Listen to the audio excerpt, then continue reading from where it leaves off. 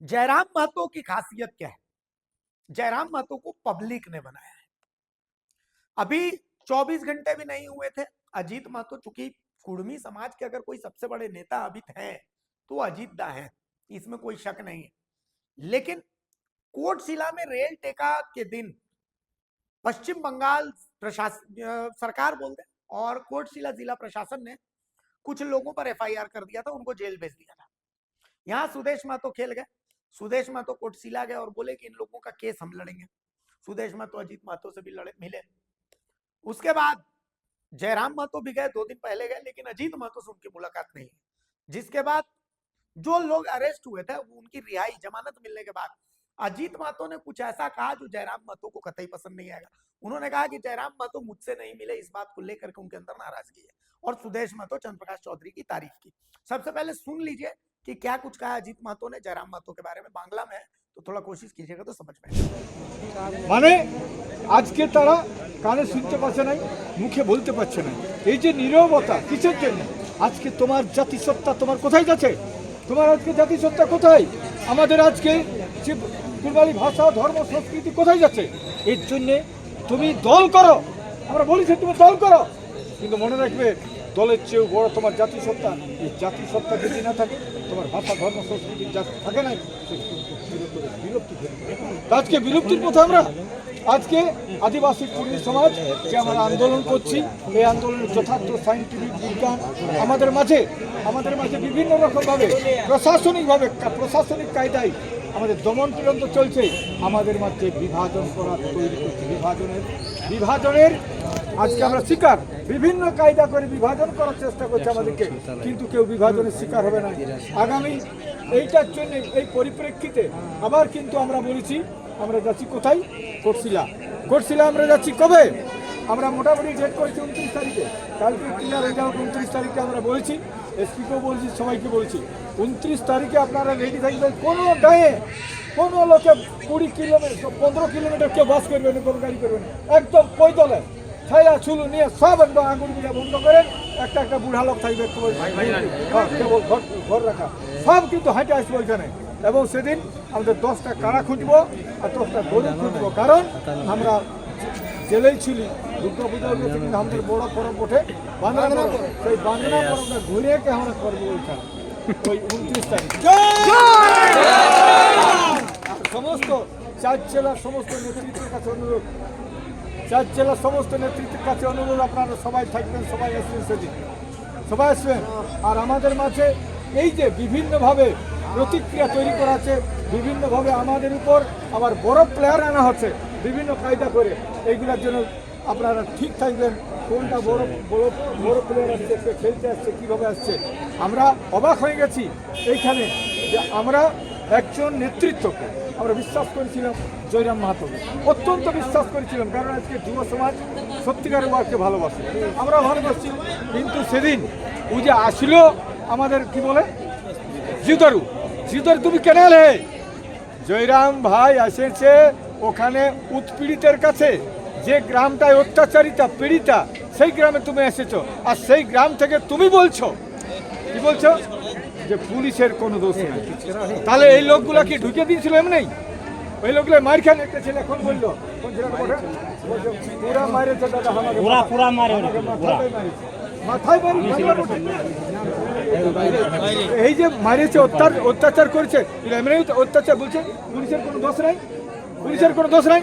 তাহলে এইখানে মিটিং হইলো, লক্ষাধিক লোকের সমাবেশ হইলো, তাহলে এই লক্ষাধিক সমাবেশকে তুমি তো পদাঘাত করলে, লাত মারলে তুমি, কারণ এটা ছিল শুধু পুলিশের অত্যাচারের বিরুদ্ধে, সন্ত্রাসের বিরুদ্ধে। সেই সন্ত্রাসকে তুমি কি করলে? অগ্রাহ্য করলে, বলছে পুলিশের কোনো দোষ নাই। তাহলে তুমি কোনটা? তুমি কোন লোক? তুমি প্রথম টেস্ট করতে আসছে বেঙ্গলে, মিটিং করতে আসছো, তুমি ফেল করলে সেদিনেই জিউদুরে আসে। তোমার প্রথম ফেলটা তোমার ওইখানে।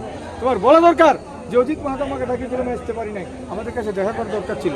এইখানে পুলিশ কীভাবে দমন পীড়ন করছে তুমি কি জানো? এখানে আমাদের আন্দোলনের ইতিহাস তুমি জানো? আন্দোলনের ইতিহাসটা তোমার জানা নাই। তো না জানলে লোককে তুমি ঢুকে যাচ্ছ। আর তুমি কে তোমাকে মানে তোমাকে কি করছে? কোনটা কি বলাছে কে কি বলাছে সেটা তুমি শিকার হয়ে গেছো। তো তুমি একজন শিক্ষিত ছেলে, পিএইচডি কি করছো, এত লেখাপড়ার ছেলে, আর তুমি আজকে তুমি সেই অন্যদিকে চলে গেলে, তো অত্যন্ত দুঃখের বিষয়, পরিশ্রমের বিষয়। এখন কথা হচ্ছে কে কি কোনটা করবে, কে বড় প্লেয়ার কাকে না হবে, এটার জন্য রেডি থাকো। আদিবাসী কুর্মী সমাজ আছে, থাকবে, এবং আদিবাসী কুর্মী সমাজ ছাড়া পরিষ্কার কথা আগামী দিনে কুর্মী আন্দোলন আগাতে পারে নাই। প্রত্যেকটা আন্দোলনের নেতৃত্বকে আমরা দেখছি, যারা মাঝ রাস্তায় ওরা বিভিন্নভাবে বিভাজনের শিকার হচ্ছে, এবং রাজনীতি থেকে সাবধান। এখানে আমরা বলেছি আজকে বিজেপির নেতৃত্ব আছে কুর্মী, তারা আজকে একটা আওয়াজ তুলে নাই, এখানে সিপিএমের কুর্মী নেতা একটা আওয়াজ তুলে নাই। টিএমসি তো ঘোর ঘুমাচ্ছে ওরা তো একটা কথা আওয়াজ তুললো নাই। আশ্চর্য ব্যাপার, যারা ক্ষমতা আছে তাদের কাছে আমরা আশা করেছিলাম যে তুমি তো বলবে, কিন্তু একটা আওয়াজ তুলে নাই। একমাত্র আমি বলবো ঝাড়খণ্ডে এই আমাদের সুরেশ মাহাতো, আমাদের সিপি চৌধুরী, আমাদের নরেন্দ্রনাথ মাহাতো এমএলএ বিজেপির, সেও গেছিল। আমাদের লম্বোদর মাহাতো, আমাদের সিপি চৌধুরী গেছিল। এবং সেদিন ওই যেদিন রেল অবরোধ, সেদিন আমাদের জয়রাম ভাইও ছিল। প্রথম সেই জন্য তাকে ডাকেছিলাম, কিন্তু পেপারে এমন লিখছে বলে জয়রাম নাম করে এই লোকগুলো হয়েছে। আরে যেদিন আমাদের এই হুলহুলির টানে মিটিংটা করেছিলি, কার নামটা করেছিলি? কারো নাম ছিল না। একমাত্র আদিবাসী কুর্মী সমাজের আন্দোলন, আর আদিবাসী কুর্মী সমাজের আন্দোলনের মাঝেই মানুষ পৌঁছেছে, আর এখানেও পৌঁছলে আগামী দিনেও আন্দোলন হবে। পরিষ্কার কথা, সময় সাপেক্ষ আছে, সময় কিছু কথা বলবে। আদিবাসী কুর্মী সমাজের নেতৃত্বে কুর্মী এসটি হবে, পরিষ্কার কথা, কুর্মী এসটি হচ্ছে।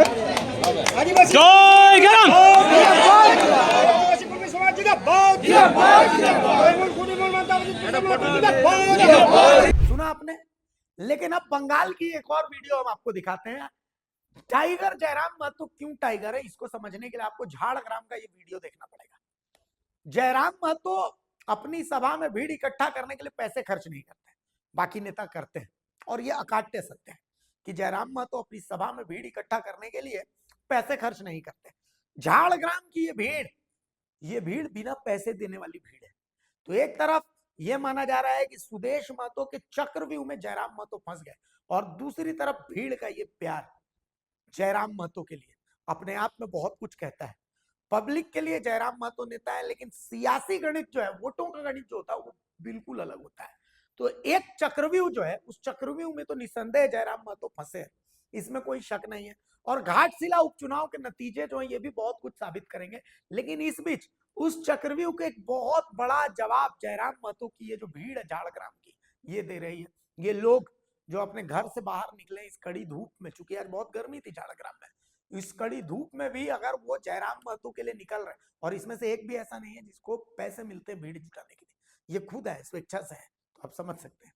तो कुल मिलाकर के अजीत महतो ने जो कहा है और जयराम महतो ने जो भीड़ के साथ अपनी ताकत बंगाल में दिखा दी है, आप इसको किस तरीके से देखते हैं, कमेंट्स में जरूर बताएं। कि जंगल महल की गलियों से एक आवाज आया है, जंगल महल की गलियों से एक आवाज आया है, उठो नौजवानों, फिर से इनकलाब आया। क्या आप तैयार हैं? और बैंक है, they have their vote banks because they are from NDA and India. कोई फर्क नहीं कैंडिडेट कौन होगा, who will be the candidate. आप इंडिया से हैं, इंडिया गठबंधन से हैं, ये लोग आपको वोट करेंगे। आप एनडीए से हैं, ये लोग आपको वोट करेंगे। I am independent new Qamar party.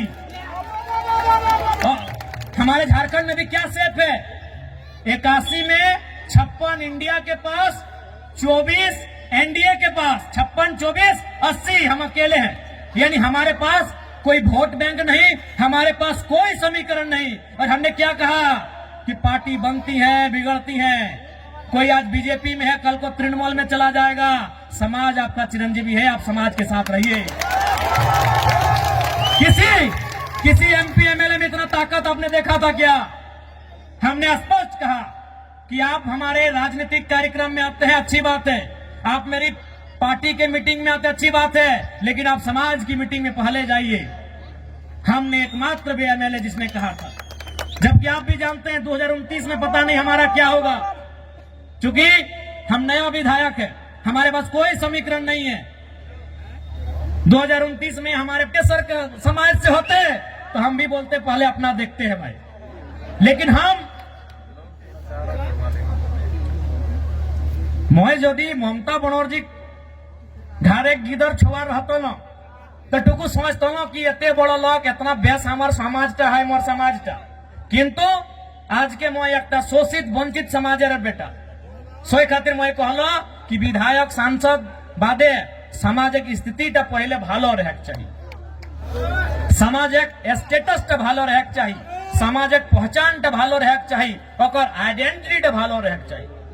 हे तोहरानी बुझे बारिया आई तोहरानी करो जंगल मोहल्ले दो में हमरा सामाजिक नेता हाथ की ना नहीं कोई टक मुंह से बोली बहराई ले, कोई टक कोनो कह पारला की एकटाও कही दे जितना कथा मैं कहलो मीडिया कह भाषण कह जे जितना उदाहरण मैं देलो जितना मैं उदाहरण देलो हमको बता याद करके बताइएगा कि आपने कौवा को भी देखा है। आपने की बोले कौवा के बोलते बारी ना,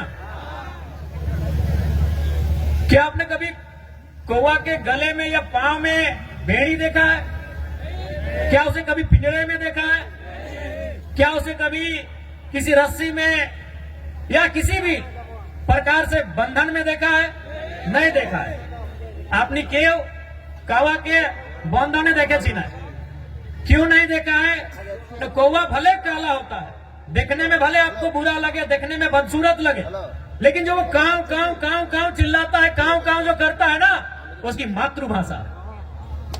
और जो मातृभाषा बोलते हैं, मातृभाषा यानी हमारी मातृभाषा, हमारी परंपरा, हमारी संस्कृति, जो मातृभाषा बोलते हैं वो कभी गुलाम नहीं होते, उन्हें कभी कोई गुलाम नहीं बनाता। आपने सुगा क्यों देखे थी? आपने सुगा ही बोली ना, सुगा तोता पैरट देखने में बड़ा सुंदर होता है, पंख भी सुंदर होता है, चोंच भी सुंदर होता है और आवाज भी सुंदर होता है, लेकिन आपने क्या देखा होगा कि लोग उसे पकड़ते हैं, पहले उसके की बोली डंका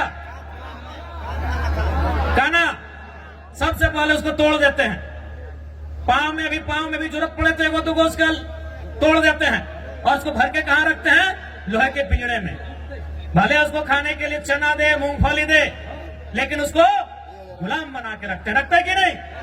क्योंकि जो मिट्ठू जिसे कोई तोता कहता है, कोई सुगा कहता है, कोई पैरट कहता है, भले वो दिखने में सुंदर है, हरा है, चोंच लाल है, खाता भी बढ़िया बढ़िया है, लेकिन वो भाषा का नकल करता है। टेम टेम टेम टेम उसकी भाषा नहीं है, वो भाषा का नकल करता है, वो किसी और की भाषा को बोलने का प्रयास करता है, इसलिए लोग उसे गुलाम बना के रखते हैं। इसलिए एक बात तय कीजिए कि आपको आजाद रहना है या गुलाम रहना है। तो भैया अगर आजाद रहना है तो आपको उस कौवे की तरह अपनी संस्कृति, अपनी परंपरा, अपनी आइडेंटिटी, अपनी पहचान, उसके साथ आपको जीना होगा। तो क्या ये नौजवान पीढ़ी जो हमारा आने वाला भविष्य है, क्या वो आज के इस कार्यक्रम के माध्यम से ये प्रतिज्ञा लेंगे कि आप अपनी परंपरा, अपनी संस्कृति, अपनी मातृभाषा को बचाएंगे? क्या आप प्रतिज्ञा लेंगे? क्या आप अपने सामाजिक कार्यक्रमों को, अपने सामाजिक आंदोलन को आगे बढ़ाएंगे? क्या आप प्रतिज्ञा लेते हैं? आज आपको ये प्रण लेना होगा, क्योंकि 21वीं सदी में हम जी रहे हैं। आज बहुत जल्दी हम लोग दिशा से हट जाते हैं, अपने रास्ते से भटक जाते हैं, इसलिए आज नौजवान पीढ़ी को विशेषकर आपको ये प्रण लेने की आवश्यकता है कि आज हमारी पहचान क्या है, हमारी परंपरा क्या है, उस पहचान को, उस परंपरा को, उस भाषा, उस संस्कृति की विरासत को, उसे सुरक्षित रखना है। आज हमें ये प्रण लेना होगा। ठीक है दादा, टुकु बसुन, नमस्कार नमस्कार। তুমি নিয়েছি নাই, আমি বুঝতে পারি তুমি বসুন। आज ये प्रण लेने की आवश्यकता है और विशेषकर जंगल महल के नौजवानों, मेरे भाइयों, मेरी बहनों, मेरे अभिभावकों, मुझे अफसोस होता है, मुझे दुख होता है आपको यहां देखकर। दुख हमें झारखंड के लोगों को भी देखकर होता है, लेकिन आपके लिए दुख थोड़ा ज्यादा इसलिए होता है कि जैसा भी सही, जमशेदपुर वालों को झारखंड मिला, सरायकेला वालों को झारखंड मिला, धनबाद वालों को झारखंड मिला, बोकारो वालों को झारखंड मिला, हजारीबाग गिरिडीह को झारखंड मिला, रामगढ़ को झारखंड मिला, रांची को झारखंड मिला, लेकिन झारखंड बनने का हकदार और झारखंड में शामिल होने का हकदार पुरुलिया, झारग्राम, बांकुड़ा के लोग भी रखते थे। आज बिल्कुल इस बात का अफसोस आपकी आंखों में भी झलक रहा है और हमें भी झलकता है। जो आंदोलन कोयलांचल में था, जो आंदोलन लोहांचल में था, कोयलांचल यानी हमारा जो कोलियरी कोयला का क्षेत्र है, धनबाद, बोकारो, गिरिडीह, हजारीबाग का हिस्सा, और लोहांचल यानी जमशेदपुर का क्षेत्र, वही आंदोलन आपके जंगल महल में भी था। जो त्याग कोयलांचल वालों ने किया था, जो त्याग लोहांचल वालों ने किया था, वह त्याग जंगल महल वालों ने भी किया था। लेकिन आज कोयलांचल वालों को, लोहांचल वालों को कहने के लिए झारखंड मिला, हालांकि अधिकार वहां भी उनको नहीं है। आज भी वहां उनको मजदूरी के लिए तरसना पड़ता है। उनकी जमीनों में कोयला, उनकी जमीनों में अभ्रक, उनकी जमीनों में लोहा, उनकी जमीनों में लगभग 80 प्रकार के मिनरल्स पाए गए हैं, लेकिन आज उन्हें नौकरी के लिए तरसना पड़ता है। लेकिन हाँ,